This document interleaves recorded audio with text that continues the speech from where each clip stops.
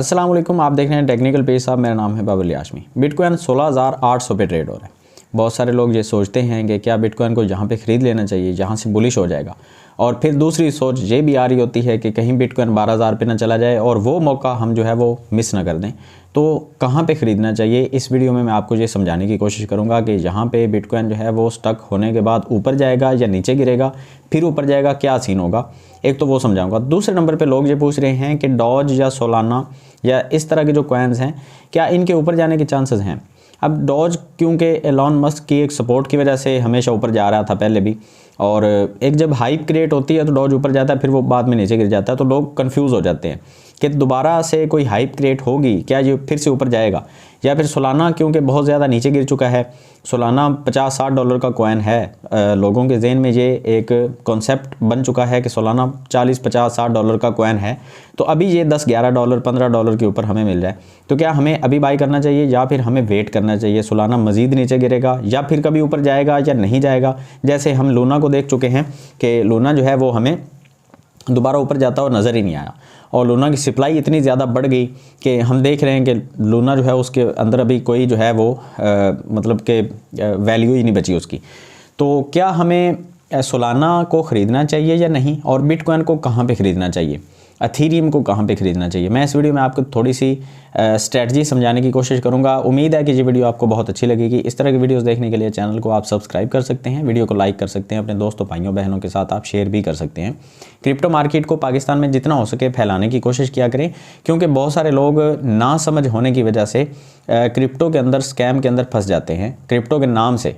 ठीक है, कुछ और चीज़ें होती हैं जो स्कैम के अंदर लोगों को फंसा लेते हैं लोग, और नाम क्रिप्टो का ले रहे होते हैं। तो अगर अच्छे तरीके से अवेयरनेस होगी क्रिप्टो की, तो लोग जो हैं वो स्कैम के अंदर नहीं फंसेंगे। हमारे मुसलमान भाई बहन जो हैं वो अपने पैसे ज़ाया नहीं करेंगे। ऑलरेडी बहुत ज़्यादा पैसे लोग जो हैं वो स्कैमर्स के हाथों जो है वो ज़ाया कर चुके हैं। अच्छा, सबसे पहले बिटकॉइन की बात कर लेते हैं। बिटकॉइन को ख़रीदने का जो सबसे बेहतरीन टाइम है वो है जब bitcoin power law corridor indicator को आप देखते हैं ना, यहाँ पे स्क्रीन के ऊपर आपको नज़र आ रहा है। ये जो सेंटर वाली लाइन है, मीडियम लाइन जिसको बोलते हैं, इस लाइन से जब बिटकॉइन नीचे होता है वीकली कैंडल के ऊपर, तो आपने इसको ख़रीदना है हर हफ्ते।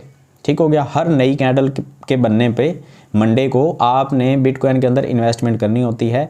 जब भी बीटीसी इस लाइन के ऊपर जाना शुरू हो जाता है तो आपने उसी तरह से उतने परसेंटेज के हिसाब से इसको बेचना शुरू करना होता है। मिसाल के तौर पे मैं आपको समझा देता हूँ कि अगर मैंने बीटीसी के अंदर इन्वेस्टमेंट करनी है, टोटल मैंने लगाने हैं $10,000 बीटीसी के अंदर, तो मैं क्या करूँगा, मैं अपने $10,000 को छोटी छोटी अमाउंट में डिवाइड कर लूँगा। मिसाल के तौर पे मैं $50 या $100 के अंदर या $200 के अंदर मैं उसको डिवाइड कर लूँगा। अब जब लाइन नीचे आएगी इस पावर लॉ कॉरिडोर इंडिकेटर से, अब जब लाइन नीचे आके ट्रेड होना शुरू हो जाएगी, जो है प्राइस एक्शन वो इस मीडियम लाइन से नीचे आ जाएगी कैंडल, तो मैं हर हफ्ते $200 का बीटीसी ख़रीदना शुरू कर दूँगा।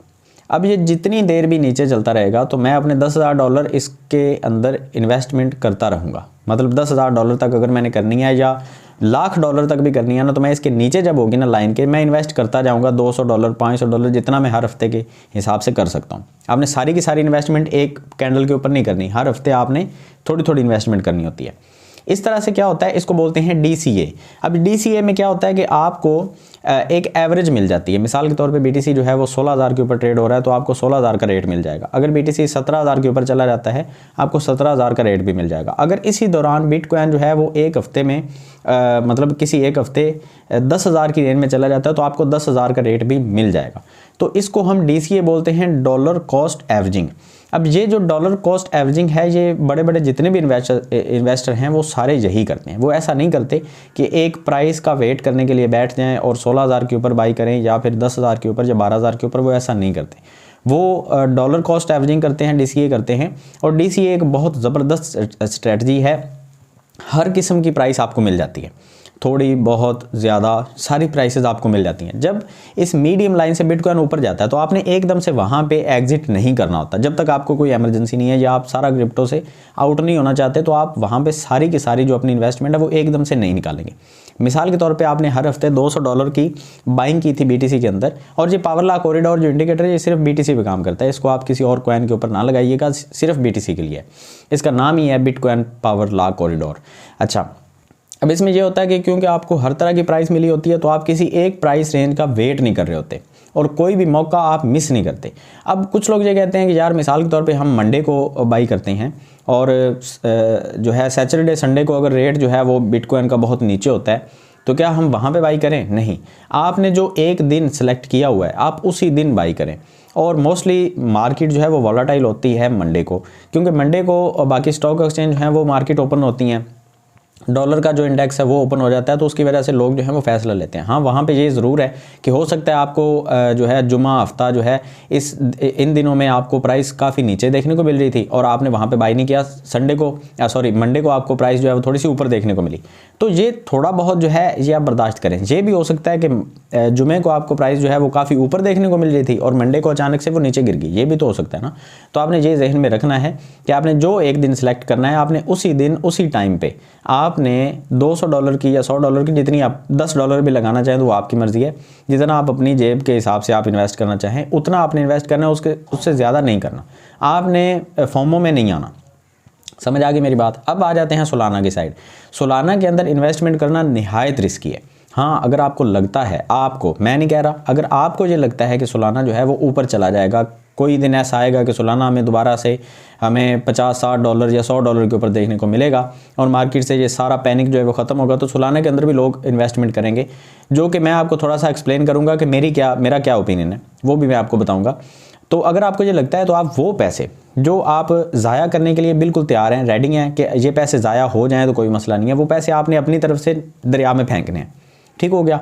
क्योंकि सोलाना ऑलरेडी एक डेड कॉइन है, जैसे लूना एक डेड कॉइन है और भी काफ़ी सारे कॉइन जैसे FTX है, FTT कॉइन है, वो भी एक डेड कॉइन है। तो आप इस तरह के जब कॉइन्स के अंदर इन्वेस्टमेंट करते हैं तो वो बहुत सालों के लिए आपकी इन्वेस्टमेंट भी डेड हो जाती है। बिल्कुल हो सकता है कि कुछ अरसे के बाद एक दोबारा से हाइप क्रिएट हो, या ये जो इनके फाउंडर्स हैं या इनके जो इन्वेस्टर्स हैं उनको दोबारा तैश आए और वो दोबारा से इन्वेस्टमेंट करना शुरू करें, या कुछ और इनके अंदर वो अपडेट्स लेके आ जाएं, उनकी वजह से मार्केट में दोबारा से इनकी थोड़ी सी वैल्यू बन जाए, तो वो हो सकता है, मुमकिन है, बिल्कुल नामुमकिन चीज़ नहीं है। मैं आपको ऑलरेडी बता चुका हूँ, क्रिप्टो के अंदर कुछ भी नामुमकिन नहीं है।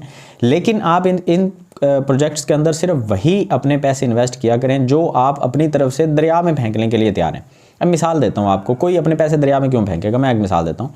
मिसाल के तौर पे कोई बंदा आपसे कहता है कि भाई आप जो है वो कितने पैसे ज़ाया कर सकते हैं, तो आप अपनी जेब के मुताबिक कर सकते हैं। तो मेरे पास अगर 1 लाख रुपया है तो उसमें से 50 रुपये या 10 रुपये या 100 रुपये जो है वो मेरे लिए कोई बड़ी अमाउंट नहीं होगी। अगर मेरे पास 1 लाख रुपये एक्स्ट्रा पड़े हुए हैं तो उनमें से 100 रुपये जो है वो मेरे लिए एक छोटी सी अमाउंट है। तो मैं 100 रुपये किसी फ़कीर को दे सकता हूँ, मैं फेंक सकता हूँ, मैं किसी शादी ब्याह पे किसी ढोल वाले के ऊपर फेंक सकता हूँ, तो वो मैंने ज़ाया कर दी ना पैसे, ठीक है ना। अगर मैं अल्लाह की राह में नहीं दे रहा तो मैंने वो पैसे ज़ाया कर दिए। वो पैसे जो आप ज़ाया करने के लिए तैयार हैं, सिर्फ वही पैसे आप सोलाना जैसे प्रोजेक्ट्स में लगा सकते हैं। अदरवाइज़ जो आपकी इन्वेस्टमेंट है वो आप सोलाना जैसे प्रोजेक्ट के अंदर बिल्कुल नहीं लगाएं। मेरे काफ़ी सारे दोस्त ऐसे हैं जिनको मैं पर्सनली जानता हूं, जिन्होंने लूना के अंदर अपनी सारी इन्वेस्टमेंट डाली और वो सारी इन्वेस्टमेंट से हाथ धो के बैठ गए। इस तरह से आपने बिल्कुल भी नहीं करना। ये मेरा अपना ओपिनियन नहीं है, मैं आपको सिर्फ एक चीज़ समझाने की कोशिश कर रहा हूँ। अब सोलाना के बारे में मेरा जो ओपिनियन है वो क्या है, देखिए सोलाना को जब मार्केट में लॉन्च किया गया था तो इसका नाम रखा गया था अथीरियम किलर। अब अथीरियम किलर क्यों? क्योंकि अथीरियम की जो ब्लॉकचेन की स्पीड है वो बहुत कम थी और इनकी जो फ़ीस थी वो फ़ीस काफ़ी ज़्यादा थी, जो गैस फीस जिसको बोलते हैं। अब ज़्यादा फ़ीस और स्लो स्पीड की वजह से जो अथीरियम है इसके किलर के नाम से सोलाना आया था मार्केट में। इसकी स्पीड बहुत हाई थी और इनकी फ़ीस जो है वो कम थी बकदरे अथीरियम। अब क्योंकि कम फीस में फास्ट स्पीड मिल रही थी, लेकिन बहुत दफ़ा ऐसा हुआ कि ज़्यादा लोड पड़ने की वजह से सोलाना की का पूरा जो सिस्टम है वो शट डाउन हो गया और उसकी वजह से सोलाना के अंदर एक बुरा जो है इरा स्टार्ट हो गया। बहुत सारे लोगों के जहन में ये चीज़ चली गई कि ये तो कभी भी हेल्ट हो सकती है, ये तो कभी भी भाग सकते हैं, ये तो कभी भी बंद हो सकती है ब्लॉकचेन, तो इसके अंदर ज़्यादा लॉन्ग टर्म के लिए इन्वेस्टमेंट करना सेफ़ नहीं है। ये बहुत सारे लोगों के जहन में ये चीज़ पक चुकी है। हम पाकिस्तानी इतना ज़्यादा इन चीज़ों के बारे में नहीं सोचते, लेकिन जो गैर मुल्की इन्वेस्टर हैं, जो बड़े बड़े इन्वेस्टर होते हैं, वो इन सब चीज़ों का बहुत ख्याल रखते हैं। तो उन लोगों के जहन के मुताबिक जो बड़े इन्वेस्टर हैं, सोलाना एक फेल ब्लॉकचेन है। ये वो लोग सोचते हैं जो बड़े बड़े इन्वेस्टर हैं, जिन्होंने मिलियंस डॉलर लगाने होते हैं, वो उन प्रोजेक्ट्स के अंदर नहीं लगाते जो रोज़ आए दिन वो हेल्ट होना शुरू हो जाएं, शट डाउन होना शुरू हो जाएं, या वो अपनी ब्लॉकचेन जो है उसके अंदर विड्रॉल की फैसिलिटी जो है उसको ब्लॉक कर दें। सोलाना ने पिछले दिनों में विड्रॉल को क्लोज़ कर दिया था और बहुत सारे लोगों को ये बिल्कुल बात अच्छी नहीं लगी थी। एनालिस्ट जो हैं उन्होंने बार बार आगे ये चीज़ कही थी कि इस तरह से डिसेंट्रलाइज्ड होने का कोई मतलब ही नहीं बनता जब आप अपनी मर्ज़ी से किसी ब्लॉकचेन को विड्रॉल के लिए सर्विस ही नहीं दे रहे। तो अगर मेरे पैसे सोलाना के अंदर पड़े हैं, मैं निकाल ही नहीं सकता, तो उसको डिसेंट्रलाइज्ड फिर हम कैसे कह सकते हैं? फिर तो वो सेंट्रलाइज्ड से भी बुरा हो गया। जैसे हमारे पैसे किसी बैंक में पड़े होते हैं, हम इतवार वाले दिन वो पैसे नहीं निकाल सकते, तो वो डिसेंट्रलाइज्ड तो नहीं हो सकता किसी तरह से, उसको हम सेंट्रलाइज्ड बैंक बोलते हैं। इसी तरह से सोलाना के अंदर जब पैसे पड़े हैं किसी के और वो निकाल नहीं सकता, तो हम उसको डिसेंट्रलाइज्ड तो नहीं बोल सकते। और क्रिप्टो का जो चूरन है वो इसी नाम से बिकता है कि सोलाना जैसे जो प्रोजेक्ट हैं वो डिसेंट्रलाइज्ड हैं, और अगर वो डिसेंट्रलाइज्ड नहीं बन पाते तो उनके अंदर इन्वेस्टमेंट करने का कोई सेंस ही नहीं बनता। तो मैं अपनी इन्वेस्टमेंट कभी भी सोलाना जैसे प्रोजेक्ट के अंदर नहीं करूंगा जो ऑलरेडी बदनाम हो चुका है। सोलाना एक बदनाम ब्लॉकचेन है।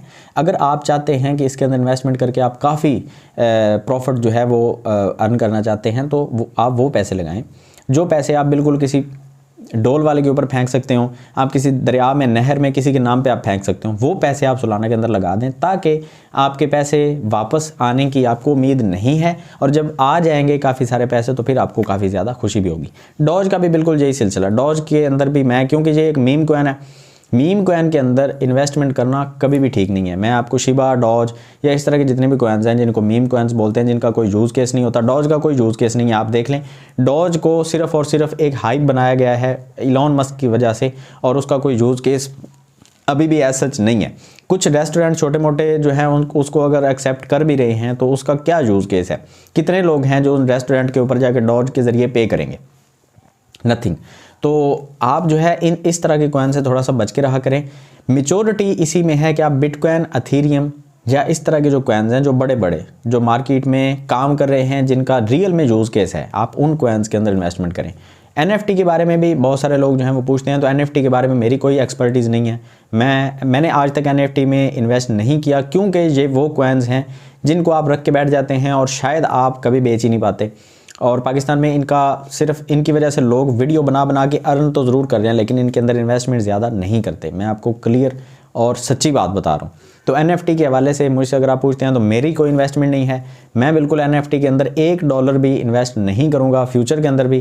फ्यूचर मतलब अगर इसी तरह का एक सिस्टम हमें बना के दिया जाता है, मतलब आपको कोई JPG अगर दे दी जाती है, तो उस तरह की चीज़ के अंदर मैं इन्वेस्टमेंट नहीं करूँगा। हाँ, अगर कोई और सिस्टम आता है, कोई और अपडेट आती है NFT के हवाले से, तो फिर देखा जाएगा। तो अभी के लिए फ़िलहाल इतना ही। मिलते हैं नेक्स्ट वीडियो में। दुआ में याद रखिएगा। अल्लाह हाफिज़।